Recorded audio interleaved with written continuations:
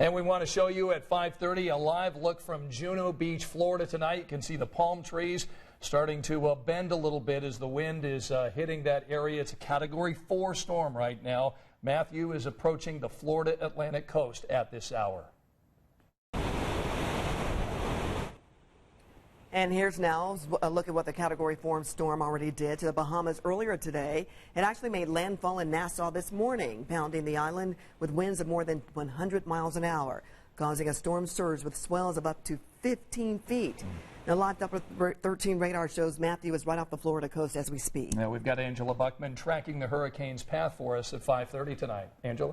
Scott and Andrew, we want to get you caught up on where Hurricane Matthew is right now. The center or the strongest part of this Category 4 storm still over the Bahamas, still off the east coast of Florida. It's tracking northwest at 13 miles per hour with sustained winds at 140 miles an hour. Where does Matthew go next? It actually heads toward the east coast of Florida between now and 2 o'clock tomorrow morning. Want to give you a closer view of some of the cities that will be directly affected by Hurricane Matthew. Right now, it looks like the eye stays just to the north and east of Fort Lauderdale, Miami, and West Palm Beach, coming close to Fort Pierce. That's 2 o'clock tomorrow morning, and then headed up the east coast of Florida, impacting Daytona Beach at 2 o'clock tomorrow afternoon, still as a Category 3 hurricane. From there, it will continue to track to the north and make a curve to the north and northeast,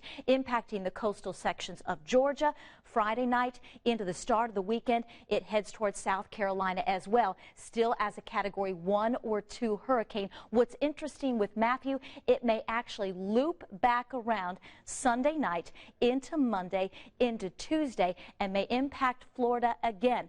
Now we go live to Jay Gray in Daytona Beach. Good evening. Starting to get a bit of a spitting rain right now. We've seen a heavy surf throughout the day, and these conditions will intensify dramatically as we move through the evening into the early morning hours here.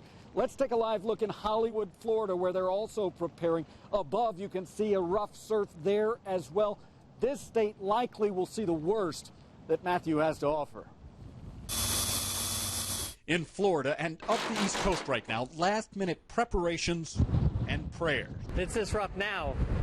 God help us. Hurricane Matthew, a Category 4 storm, is gaining intensity and momentum as it closes in on the coast, with sustained winds of 140 miles an hour, gusts even stronger, flooding rains, and a potential storm surge of 6 to 9 feet. This is life and death.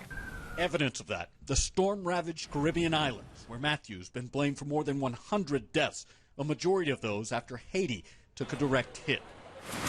Evacuation orders are in effect from Florida through the Carolinas, and hundreds of thousands have moved to higher ground. Category 4, haven't been through one in about 10 years, I want to say, a major hurricane, so it's pretty scary.